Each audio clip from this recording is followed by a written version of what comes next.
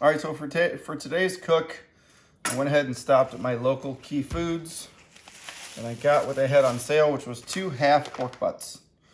All right, they both have bones sitting in them. They both have a fat cap. They both have all the same intramuscular fat, but for some reason they just decided to cut them in half.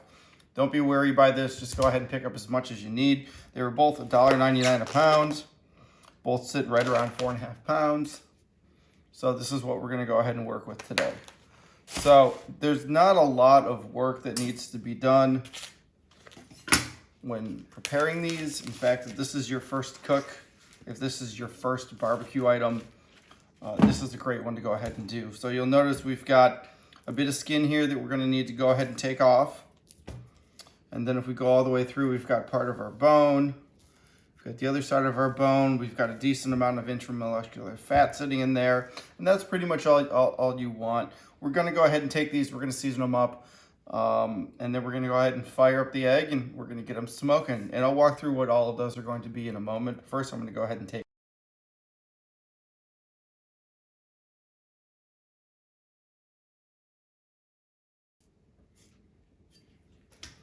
All right, and while that wasn't the most elegant thing to go ahead and take off, my goal was to try to keep as much of that fat cap on. We lost some of it, so that's okay. What we want to go ahead and do now is we want to score the top so that this renders a little bit better. So you want to do about 3/4 of an inch as your starter, and then you want to go back, make some fun little diamond patterns.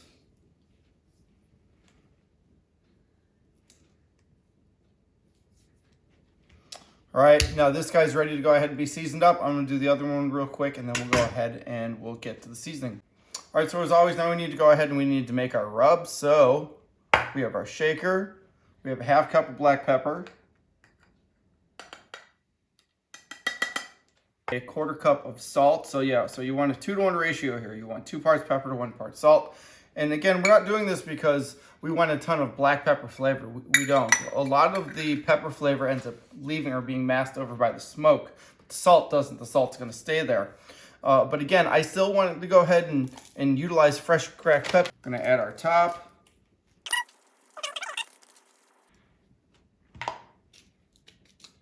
And voila, we are done. Okay, so here's our pork butts.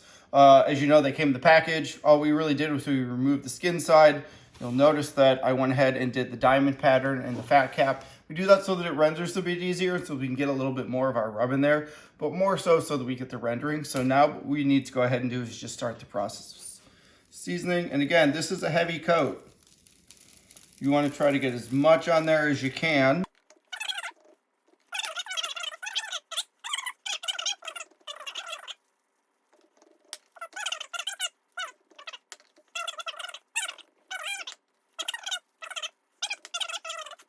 Some thermometers in here and we'll get these guys on and we'll get them going. All right, everyone, so we cleaned our egg last night.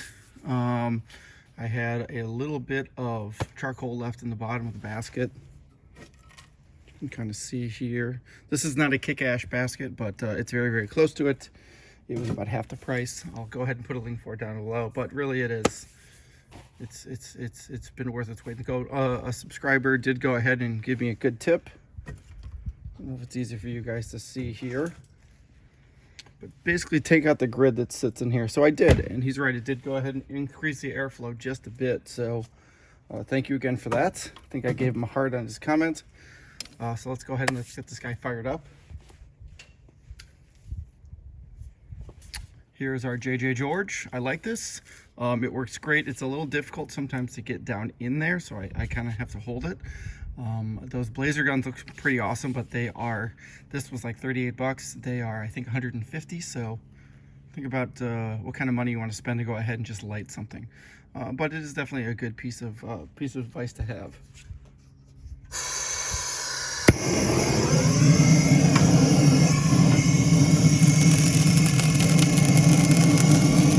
All right, so while I have all of you here and we're lighting the pit, I want to go ahead and go over the Egg Genius. And we're going to use this guy today for 2 reasons. One, I want to try to keep that temperature as close to 225 as I can. That's the temp that we're going to be going for the first several hours. And 2, I love the fact that I can monitor it on my phone and I don't have to be home. I know today my kids and I, we're going to go blueberry picking because it's in season right now. But if you remember the last time we ran one of these, I had a cord attached to here, and I didn't really like that. So I did some research and I found out that if I go ahead, and that's kind of hard to see, if I get a 5 to 12 volt cable and I plug it into here, right? And I had to get another cable because this one didn't fit into here. So if I plug that into there, and then I take a battery backup system that you would like keep in like a bag or a purse for whenever you need your phone, and I plug that into there, voila, I have a standalone system that will go ahead and work, and I don't need to worry about cords being around or raining or anything like that because I have all this. So basically I take this guy, I stick him in something, that way he stays away from this, he doesn't get hot, and then I utilize this to go ahead and monitor everything, and it works out super duper well. So this is my new system for how I'm going to go ahead and run this is the new hotness. All right, so let's go ahead and finish setting this guy up. So if you remember last time, this kind of sits in here like so. Sits all the way over till it touches this. We then push this guy over a little bit, right? And then this guy gets pushed over a little bit.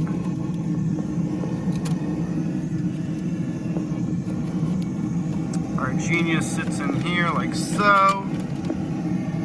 Okay, and then I finish pushing, and then I end up pushing this guy back over, and voila, she's in. So we can go ahead and get that fan started.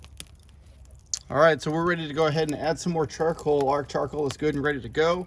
Our Genius is connected to the bottom. So let's throw some charcoal in, let's throw some wood in, and let's get the rest of this set up. Wood. We don't need a lot here. Maybe like 4 or 5 pieces. Okay, I'm gonna do a couple little pieces just to get them in there. All right, one last fun little thing. You'll notice I took all of our electronics, I stuck it in a Rubbermaid container with a lid. I'll probably cut a little line right there so that this line can stick out. And that's pretty much that. That's how that's gonna sit. If it rains or we have any issues, all the electronics in here will go ahead and be protected from the elements. But you'll notice we've got our pit line in, and if we follow it all the way up, you can see we're sitting here at this temperature, about 225, but inside the egg, there's our pit meter right there, just sitting on that. And I still haven't even finished building the rack sled. This is going to end up going up to the level when everything else is built, but right now I just wanted to sort of show you how this entire setup goes ahead and looks. So remember, we want to burp the egg, lift it up, there's our setup, pop our meter probe in right here, and again, try to keep them so that they're all sitting inside of the deflector plate this way. And we have our meter probe item in, again, it's sitting on the inside. They're also trying to let them go ahead and drip into there. We have the fat cap up on these guys, so that's how we want to go ahead and let them cook. And then we have probes relatively around the same spot with one another. They're both kind of close to this detector right here. So we're gonna let this go the first 3 hours. The first temp we're shooting for is 170 degrees. All right, everyone, it's been an hour. The butts look great. Just gotta let them just keep going. Looks like our liquid down there, we still got plenty of that. I think I'm gonna add a little bit more water. I'm about to go away for a little bit, a couple hours, so let's see how well the meter and Big Green Egg Genius do. All right, everyone, it's been about 3.5 hours. I went out with my family for a little bit, so temp got a little heavy. We're sitting at about 320 degrees, but look at these guys. Got some evap cooling going on. Got some good rendering going on. Feels amazing, but look at our catch can. It's toast. So I'm gonna add some water into it. There we go. Also, this got hot because of me, not because of anything else. Normally, when you leave the lid open on one of these things, you barely want it to be open. You want just enough. I left it like that. Just wasn't thinking about it. It was a mistake that I made. It's been about 3.5 hours and the temp got up to 320 degrees. So now I know to just put it back to where it's barely open and there's barely just a little bit of wafting smoke coming out. And that's pretty much it. Good news is that the meter and the big green egg are only about 3 or 4 degrees apart from one another, and they're pretty much ramping at the same time. So that's great. And they're both notifying me while this is going on. And that is great too. So we'll go ahead and check on them again in probably another hour or so. We're at about 172 degrees. I'm gonna let them go up to about 175, 180, and then I'll pull them off and I'll wrap them. And then we'll let them go until they hit 204. All right, everybody, so we are at 195 degrees. We are ready to go ahead and do our next wrap. Let's burp our egg. Oh my goodness. Look at that. That is amazing. Don't those look awesome? Fat rendering's going really, really well. Still got juice down at the bottom. Look at that. They're even starting to get a little jiggly, which is what we want. So we're gonna pull these guys off and we're gonna foil boat them, and I'm gonna show you what that is over here. I really need an outdoor kitchen. So what you basically do, so we're gonna leave the probe in here, and we're gonna take 2 sheets of foil. They're basically sitting it across. And you just kind of roll them into each other, like so.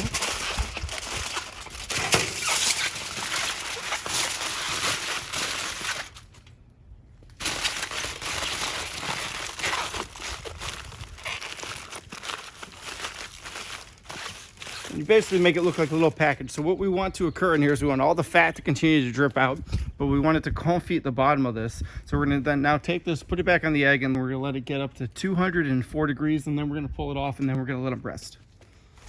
Here's where we're sitting. We are at 195 degrees. We foil boated. Now we're gonna go ahead and shut the egg and let them finish going. All right, everyone, we're at temp. We're at 204 degrees on both of them.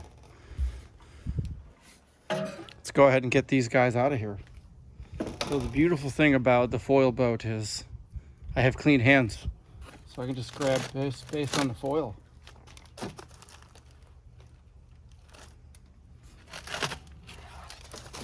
There we go.